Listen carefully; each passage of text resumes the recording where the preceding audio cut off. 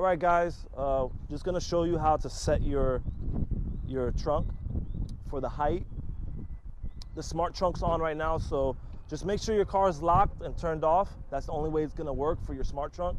You see how I just came and standed right behind it. The blinkers flash 3 or 4 times. It's gonna lift open for you. I just wanted to show you how to adjust this. Pretty much you just put it at whatever level you want. If you're a shorter person like me, maybe you want it to open up at this height. You just hold this button right here. When you hold it, it's gonna make that beeping sound, and then you're good. And then you can just click it.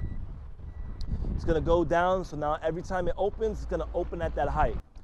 Just wanted to mention one other thing, that don't be concerned if your kids put their hands here or anything like that. I know some older models and older SUVs, like some of the GMs back in the days, used to close on your fingers and everything. But when you press this button, it's not gonna close on your hands, so don't worry, it's not gonna like break my arm or anything. It's gonna stop and it's gonna pop itself back open. Just so you know, if in case you have concern your kids' hands are there, okay? Subscribe to us at the bottom of the page and check out our next video.